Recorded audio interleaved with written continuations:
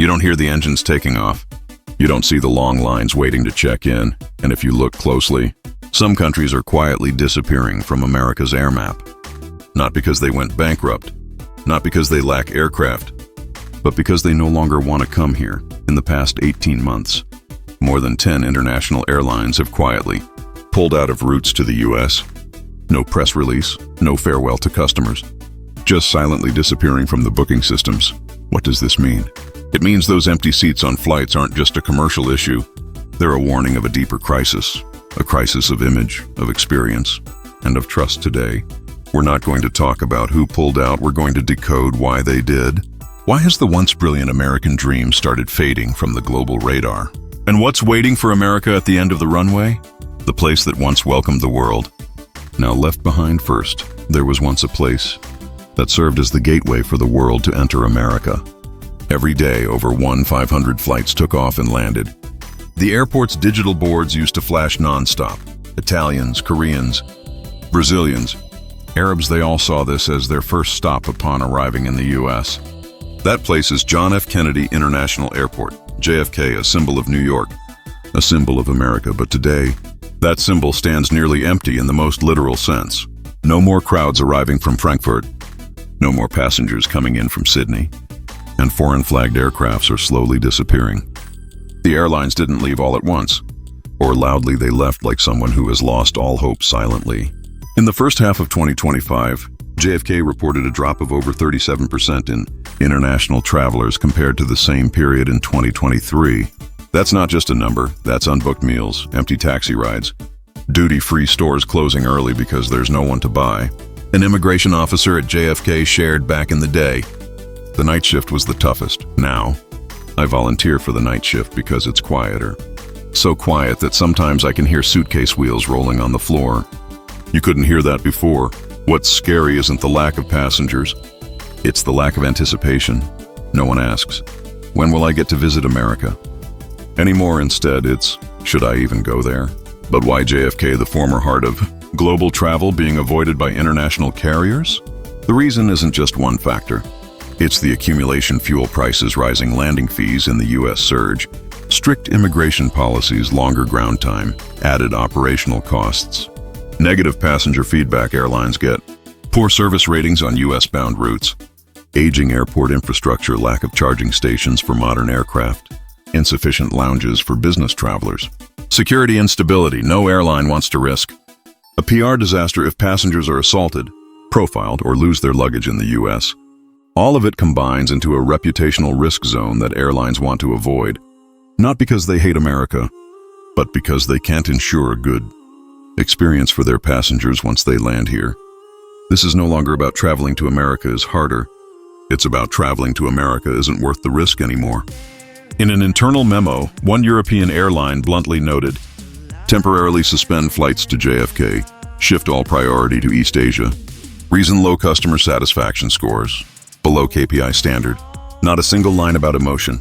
But that cold note is perhaps the strongest warning of, all America is quietly being removed from the global priority list, little by little. When airlines don't want to fly and travelers don't want to come, a truth is becoming clearer by the day. America isn't just losing airlines, it's losing the very travelers who once dreamed of setting foot here. The sad part is, airlines aren't leaving on their own. They're just the last domino to fall, the first to go, the passengers. Travel shaming, a new phrase that should make America think across major travel forums in Europe and Asia.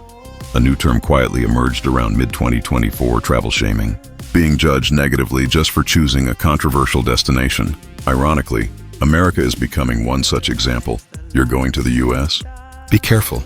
Don't lose your luggage and your faith in humanity at the same time. A comment with over 12,000 upvotes on Reddit. Why? Because when people choose a destination, they're not just choosing the scenery, they're choosing how they expect to be treated. Money no longer buys peace of mind. A South Korean traveler shared on social media. In Tokyo, I was greeted in Korean at the hotel front desk. In Paris, I was offered wine to sample. In Los Angeles, an airport staffer yelled at me for walking the wrong way. It's not that America is poor, but being wealthy doesn't mean being hospitable. Young travelers from Japan and Korea are choosing Bangkok, Hoi An, or Barcelona, not because they like sunshine more, but because they feel more respected?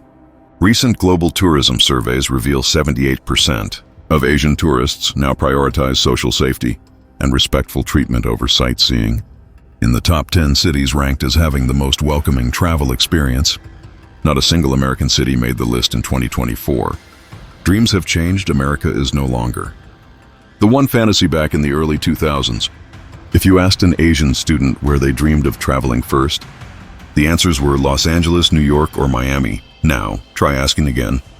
According to a report from travel analytics firm Euromonitor, only 12% of Southeast Asians under 30 choose the US as their dream destination, down sharply from 48% in 2010. Meanwhile, Japan, South Korea, and Dubai are climbing the charts. Why?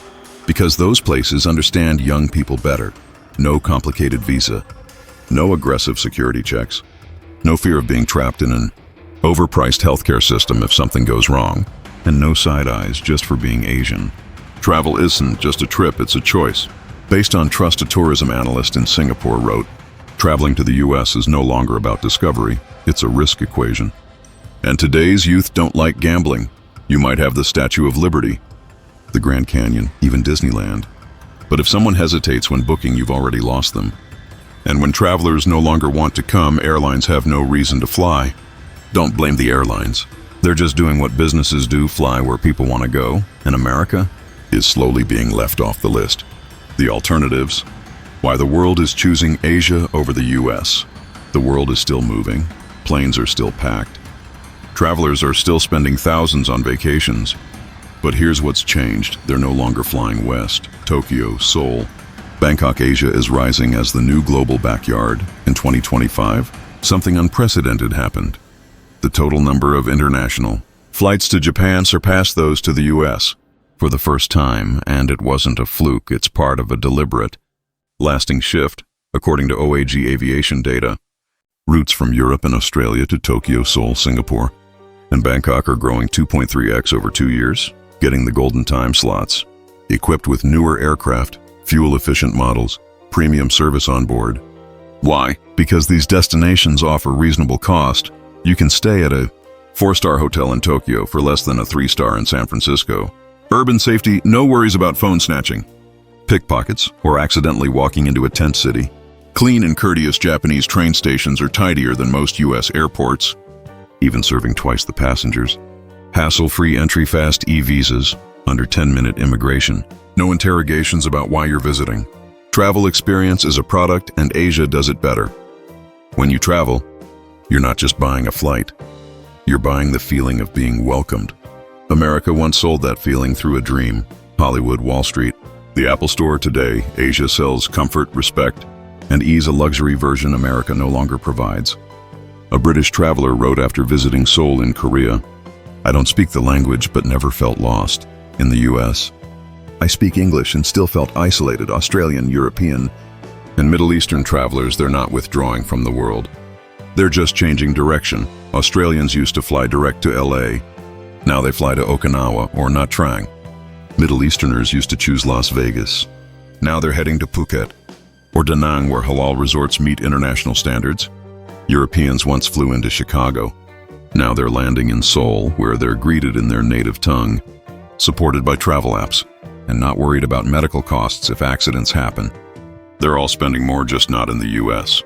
A real example: Emirates and Singapore Airlines strategy. These airlines aren't abandoning the US, but they're scaling back frequency, shifting premium aircraft to Asia routes. Emirates from 3 daily Dubai-New York flights, now just 1. Meanwhile, Dubai-Osaka jumps from 1 to 3 flights daily. Singapore Airlines canceled book-the-cook service in the US, but kept it running in Japan, Korea, and Vietnam. No one says it out loud, but the market is clear: Asia is more profitable, safer, and more pleasant. Big warning: America is not being hated. America is being left behind. If you think the world is turning its back on the US because of politics, you're wrong. They're turning away because they found better experiences elsewhere. A Singapore Airlines CEO once said during a closed-door summit, "Customers aren't asking for the moon. They just want someone to smile at check-in." At some American airports, even that feels like too much to ask. The invisible consequence when America loses its best travelers. In business, losing a customer isn't a big deal. But losing the right kind of customer, loyal, high-spending, respectful, and likely to return is a long-term disaster. And right now, America isn't just losing a few tourists. America is losing the best travelers in the world. The biggest spenders are the first to leave, according to WTTC, World Travel Tourism Council. The international travelers with the highest average daily spending are Australian tourists, tourists from Northern Europe, Norway, Sweden, Iceland, tourists from Japan and Singapore, Canadian travelers over 55. What do they have in common? They stay longer, 714 days. They shop a lot, dine out, use premium services. They cause little trouble, aren't noisy, and tend to return again and again. And now, Australian tourists to the US are down 67%. Northern European visitors dropped over 60%. Japanese travelers are choosing domestic trips or going to Korea. Canadian tourists have cut winter 2025 trips to the US by half. These are not loud tourists, but when they leave, the impact echoes for a long time.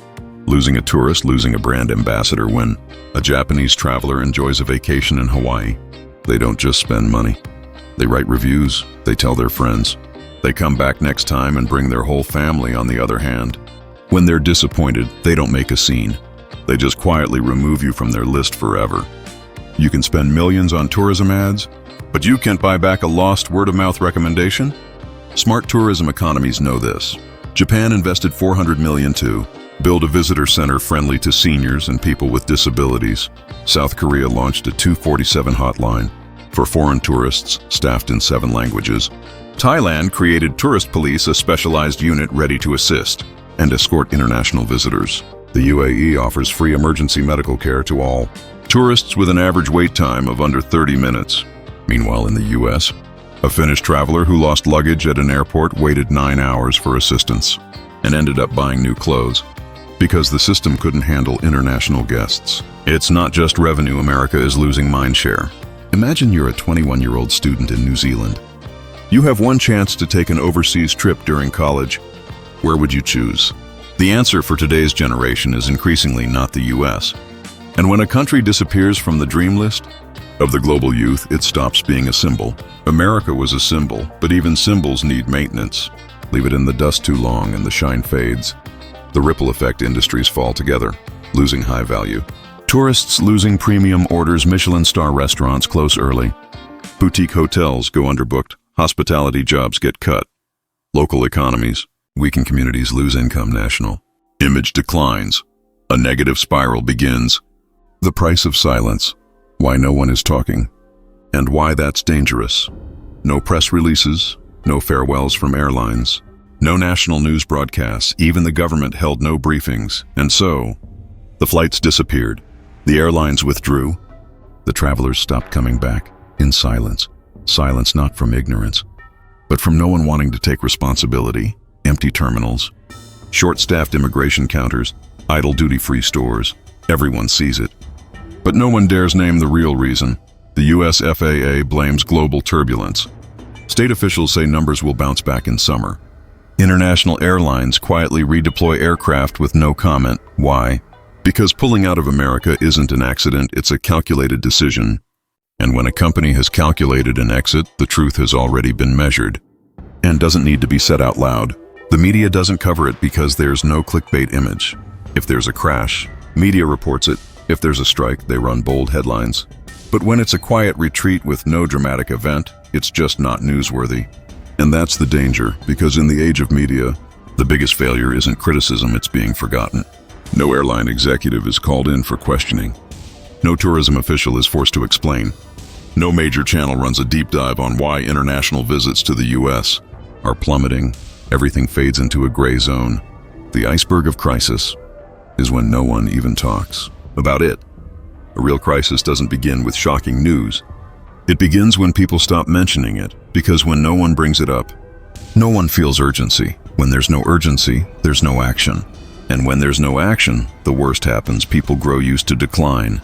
An empty airport must be a slow day. An airline pulls out. Probably just a strategy shift. No one asks, why is it America that's being dropped, not Canada, Japan, or the UAE? The psychology of acceptance is killing recovery. Instead of reacting, many Americans start settling. Domestic travelers accept longer drives to catch flights. Hotel owners accept closing extra days midweek. Tourism workers accept that foreign visitors just don't come anymore, oh well. But resignation isn't a strategy. Resignation is how you wait to be removed from the game. Even airlines stay silent, because speaking up doesn't help. A European airline CEO once said in a closed session, "Every time we bring up U.S. visa policies, immigration checks, or the healthcare system, we're accused of political attacks.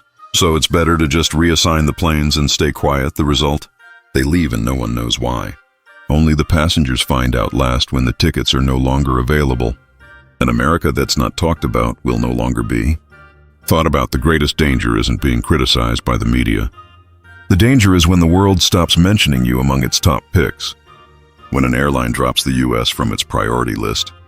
When a family drops the U.S. from its travel plan. When a student drops the U.S. from their study abroad dream. When an investor drops the U.S. from their trade route. None of it makes noise, but it adds up into a large dark cloud. And that cloud, the quieter it is, the harder it is to clear. The domestic retreat when U.S. airlines also abandon their own people. This is no longer a story between America and the world. This is a story between America and its own citizens. Because in 2025, for the first time in U.S. aviation history, more than 35 regional airports lost all commercial flights. And the scariest part is they're not in the middle of nowhere. They're in places with real people, real jobs, and real lives now being cut off from the rest of the country. When the cheapest ticket no longer exists before, you could just open an app and book a flight from Louisville to New York, from Des Moines to Denver, or Fargo to Phoenix. But now, JetBlue pulled out of 15 smaller airports. American Airlines cut all routes to 7 rural states. United canceled flights to Springfield, the capital of Illinois. And the reason given was not profitable enough.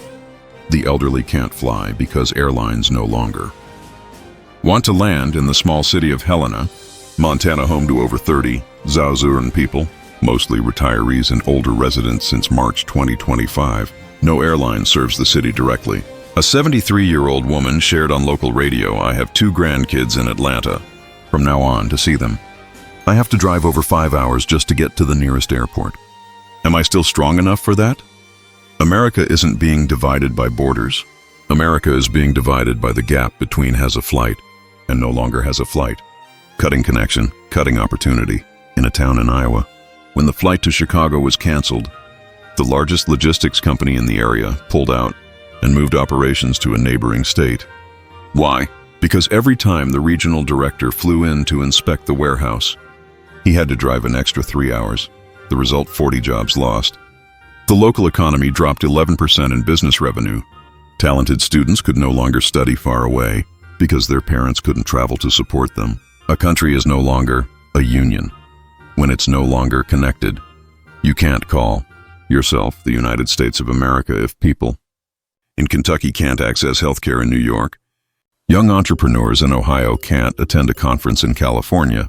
Students in North Dakota can't get home in time when their parents are sick because the flight no longer exists. Every route removed is a heartbeat, lost in the economic and social bloodstream.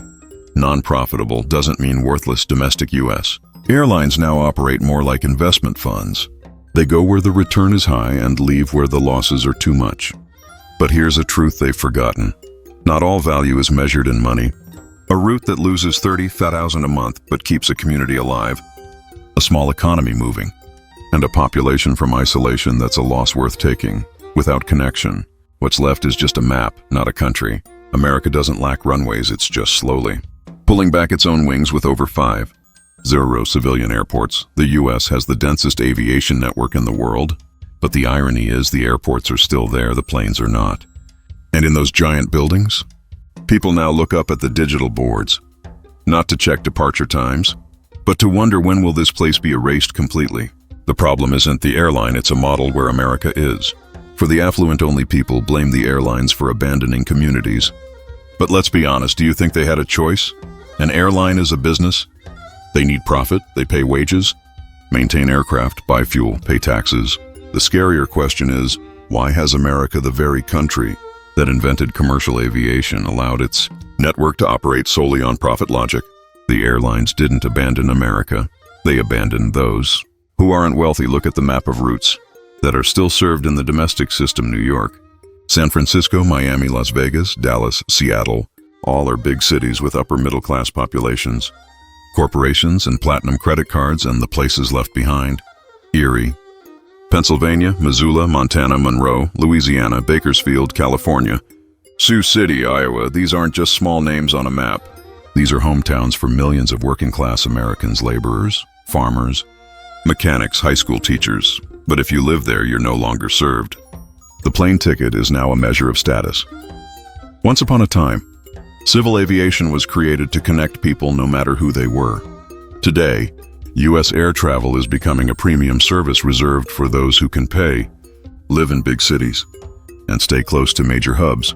Economy passengers must pay extra for bags, for seats, even to print a boarding pass. Budget seats are squeezed near the bathrooms with no outlets. Only those with membership cards and business class tickets get early boarding, lounge access, and separate gates. You're no longer just a passenger. You're a tiered customer served according to how much you spend. Financial efficiency is making America inefficient for people. You might save a few $1 million a year by cutting service to a small town. But the real cost is a student can't take an internship in New York because there's no way to travel. A nurse has to quit her job because she can't go home on weekends to care for aging parents. A farm loses its distribution deal because a partner can't fly in to inspect operations. The loss isn't on the balance sheet, it's in every abandoned dream. It's not just aviation the country is. Splitting in two, one America has high-speed Wi-Fi, gleaming airports, massage chairs, and Teslas summoned by app. The other America has no connection, no airport, not even emergency care within 200 miles.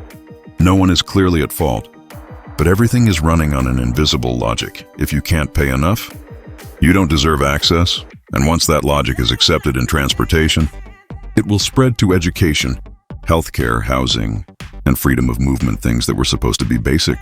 America doesn't need more flights. It needs to redefine who deserves to fly. The question now isn't which route is losing money. It should be who's being left behind because we only count dollars.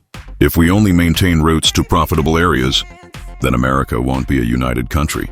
It'll become a collection of high-yield investment zones. And if that happens, the biggest loss won't be a flight. It'll be the belief that everyone deserves to be connected. The invisible flight paths, airline withdrawals, are a sign of a fracturing nation. A plane disappearing from the sky doesn't make a sound. It just leaves behind emptiness. But when many flights vanish, when entire regions are no longer connected to the rest of the country, that's no longer a business decision. It's a quiet declaration that place no longer belongs to the system. Air travel is the circulatory system, not just for mobility, but for unity. Imagine a nation as a living body. Flight routes are the arteries, airports are the heart and lungs. Every ticket is a heartbeat delivering oxygen, energy, and life to each part. When flight routes disappear, you don't just lose a travel option. You lose presence, you lose voice, you lose the ability to flow with the rest of the country. Does anyone even live there? A chilling question. When airlines, international travelers, and even the media no longer set foot in rural areas, small towns, or agricultural centers, the question asked in boardrooms becomes, do we really need to maintain service there? Does anyone even live there? That question sounds heartless, but it reflects a bitter truth. When you're no longer connected, you no longer exist in the minds of those in power. And if a place drops off the air, travel map, it soon drops off the investment map, off the policy map, off the education map, off the cultural map. Aviation once united America. Now it's driving the divide. America isn't just vast, it's deeply fragmented. Without aviation, you cannot maintain national cohesion on a continental scale. Someone in California might never meet someone from Mississippi if there's no direct flight. A business leader in Seattle would never consider opening a branch in Montana if there's no convenient route. A child in North Dakota might never dream of med school in New York if the family can't fly when needed. Connectivity isn't just about miles. It's about visibility, empathy, and the feeling that we're one nation. When a nation can no longer see itself. If rural Americans can't fly, they won't attend national events. If immigrants are funneled through harsh airports, they won't feel welcomed. If elderly people inland can't reach Washington, they'll stop caring about politics, and America becomes an echo from its big cities talking only to each other. That's not a nation united. That's a network of isolated zones connected by 5G, but blind to one another. The retreat of air travel is a physical manifestation of a spiritual fracture. When was the last time you met someone from the Midwest? Do you know where Fargo is? Have you ever flown into a small airport in Appalachia? It's not that you don't care, it's that the system made it so you no longer touch the rest of the country. But a nation cannot survive if its citizens can no longer reach one another in both literal and symbolic terms. America is not being cut, America is cutting itself. Each airline only cuts one route. Each policy only removes one subsidy. Each strategic adjustment is just internal planning, but combined, it's a dismantling of infrastructure. And the question is, can a country survive if its people can't reach each other? A wake-up call. What happens if America fails to react? The 5-year scenario: losing global tourism share. If the current trend continues, by 2030 the U.S. will fall out of the global top 5 in international tourist arrivals for the first time ever. Meanwhile, countries like Japan, UAE, Thailand, and Saudi Arabia will rise as tourism hubs thanks to open visa policies, social safety, and premium experiences. Hundreds of support businesses tied to tourism will collapse: hotels, restaurants, outlet malls, even medical services for travelers. America won't lack people, it'll lack people who want to come. The 10-year scenario. Regional fragmentation becomes irreversible if domestic airlines keep retreating from central states' job, education, and healthcare opportunities will concentrate in megacities. Rural citizens will travel entire days just to get a medical diagnosis or meet a lawyer. The Midwest, Appalachia, and agricultural states will enter a state of policy invisibility. It won't just be urban versus rural anymore. It will be the America that can move versus the America that's stuck. A nation divided by politics is bad, but a nation divided because its people physically can't meet is no longer a nation at all. The social scenario. We've been abandoned becomes the default mindset. When people feel their town isn't worth landing a plane, they begin to feel they are no longer valued by the country. When you can't fly anywhere, you stop caring who flies into power. This erosion of faith is the most dangerous part. Democracy weakens because citizens feel no connection to the center. Radicalization rises: well, take care of ourselves. National identity dissolves as regions form their own separate identities, no longer part of a united we. The geopolitical scenario. America loses its role as global air hub. For over 70 years, the U.S. wasn't just a destination, it was the world's transit hub. European airlines routed flights to Asia through U.S. airports. Travelers from Australia and South America saw Los Angeles as a gateway to the world. Now, Singapore, Doha, Dubai, and Tokyo are taking over that role. U.S. airports are fading off global strategic maps. The long-term consequences: losing geopolitical presence in the skies, losing trade and investment deals due to logistical inconvenience, losing soft power because people no longer stop by to feel your culture, meet your people, or experience the values you once stood for. And finally, losing image in the world's mind. You don't need bombs to collapse a nation. You just need the world to stop thinking of it as a place worth remembering. If you're no longer on the must-visit list, if you're not in tourist review videos, if you're not part of honeymoon routes, workations, or global conferences, then you're slowly being erased from the world's memory, even if still present on the map. The question is no longer, who's flying to America? It's, does anyone even remember that flight path exists? The last flight, and a question no one wants to answer for over 100 years. Aviation hasn't just carried people, it's carried dreams. The dream that no matter where you live, you can still reach the world. That everyone deserves to be connected, whether rich or poor, from the countryside or the city, white or of color. That where you were born doesn't determine whether you get a seat on the flight. And that very dream is what made America a global symbol. But today, as airlines pull out across the board, as airports grow silent, as foreign visitors stop coming and domestic travelers can no longer go, maybe it's time we ask ourselves, what kind of America are we living in? America may still be strong economically, wealthy in assets, and a leader in technology. But if we lose connection with our own people and with the world, then we've already lost the one thing that matters most: the belief that America is for everyone. The good news is, it's not too late. Flights can return, towns can be reconnected. Travelers who turned away, if welcomed with dignity, might come back. But where do we begin? With policymakers who understand that subsidizing a flight route isn't a loss, it's an investment in social connection, with airlines brave enough to redefine efficiency in terms of human value, not just financial spreadsheets. With each citizen who knows that their voice, their airport, their community deserves to remain on the map. And in the end, one question remains for all of us. If one day no one flies to America, if one day you yourself can no longer fly, then what will be left?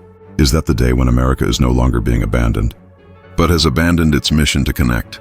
If this video touched something deep inside you, leave a comment, share the name of the city you live in. Tell us, when was the last time you flew out of your local airport? And if you once dreamed of coming to America, or chose to walk away from it, tell us why. Every story shared is a new map being redrawn. Every memory, every perspective is a reminder that everyone deserves a seat on this country's flight. Thank you for watching until the end.